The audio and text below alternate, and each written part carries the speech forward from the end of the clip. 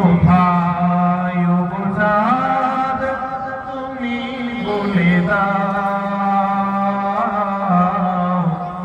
আমার নবীজি কোথায় কোথায় গেলে পাবো নবীকে কোথায় গেলে পাবো নবীকে পাক নবীজি রওজা সুবহানাল্লাহ নারে তাকবীর নারে তাকবীর আল কোরআনের আলো আস সুন্নাহর আলো শিক্ষার আলো নারে তাকবীর ও চাঁদ তুমি বলে দাও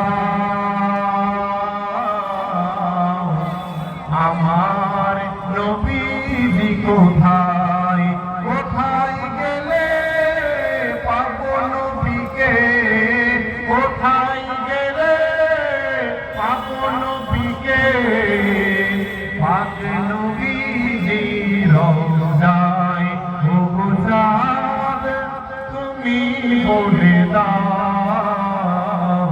আমার নবীজি কোথায় লাখো লাখো হাজিরা সব হজ পাকে যায় আল্লাহর কাবাকে তারা জড়িয়ে কয় ও কাবা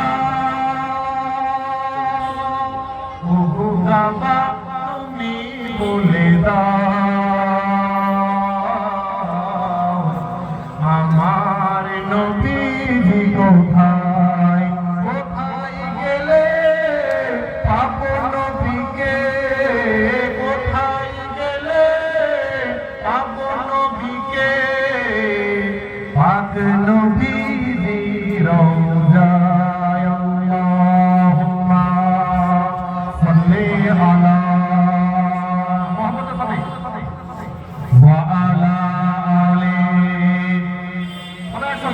ওয়া আলা আলি সাইয়্যিদিনা মাওলানা মুহাম্মদ হাসবি রাব্বি জাল্লাল্লাহ মা ফি কলবি গায়রুল্লাহ নূর মুহাম্মদ সাল্লাল্লাহ লা ইলাহা ইল্লাল্লাহ লা ইলাহা ইল্লাল্লাহ লা ইলাহা ইল্লাল্লাহ মুহাম্মাদুর রাসূলুল্লাহ সকলে বলি সাল্লাল্লাহু আলাইহি ওয়াসাল্লাম ভাই আপনারা থাকবেন ইনশাআল্লাহ কারা কারা থাকবেন হাত তোলেন দেখি মাশাআল্লাহ আল্লাহ হাত নামান আল্লাহ আমাদের হাত তোলাকে কবুল করে বলুন আমিন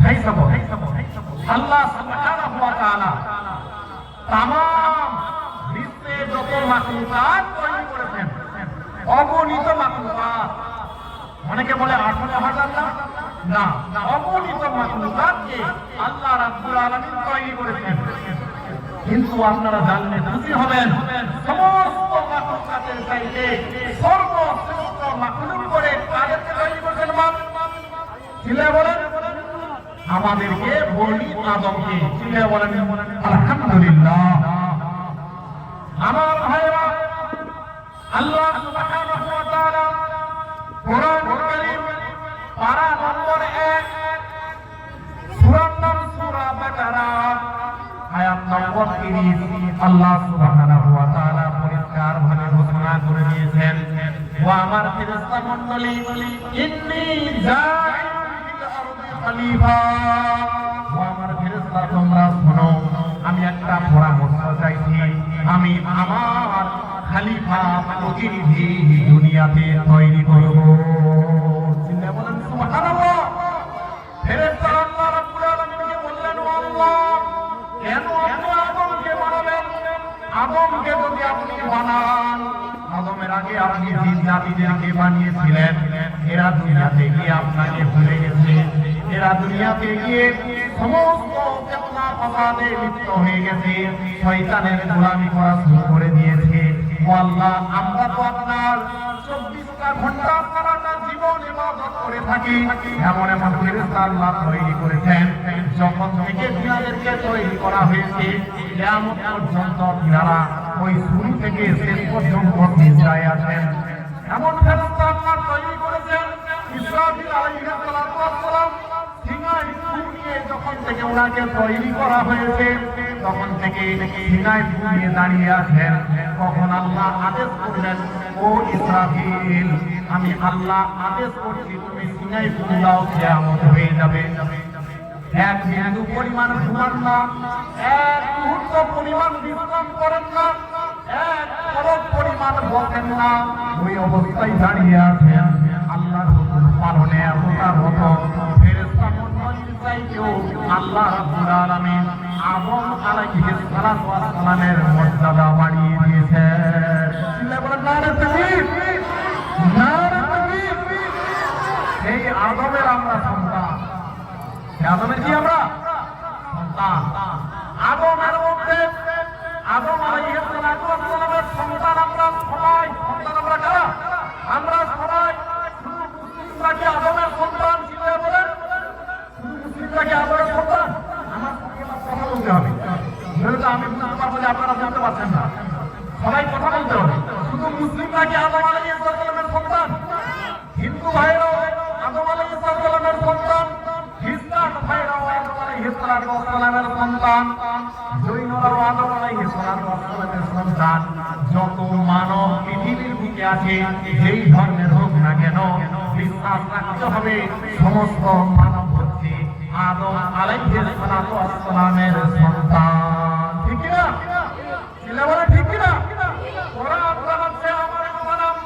আল্লাহ সুবহানাহু ওয়া তাআলা পাঁচ জবানে জানিয়েছেন পরিষ্কারভাবে, কোরআনে স্পষ্টভাবে আল্লাহ বলেছেন, ও বনি আদম তোমরা শোনো, ইয়া আইয়ুহান নাস, ও মানুষ সকল তোমরা শুনে রাখো, ইন্না খালাকনাকুম মিন যাকারিন ওয়া উনসা ওয়া জাআলনাকুম শুউবান ওয়া ক্বাবাইলা লিতাআরাফু ইন্না আকরামাকুম ইনদাল্লাহি আতকাকুম। বলে বলেন আল্লাহু আকবার, বলে বলেন আল্লাহু আকবার।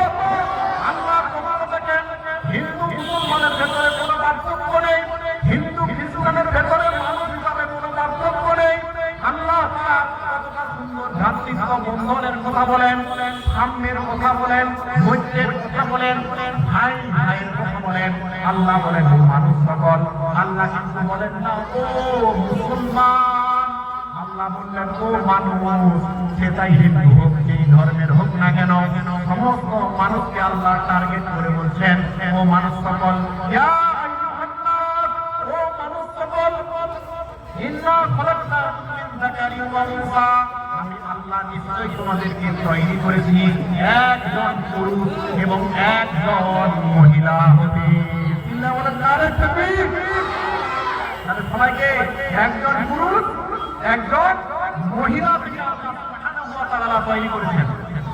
তারপরে আল্লাহ কি বলেন, ওয়া জাআলনাকুম শুউবান ওয়া ক্বাবাইলা, বিভিন্ন জাতি গোত্রে আমি আল্লাহ তোমাদেরকে বিভক্ত করে দিয়েছি।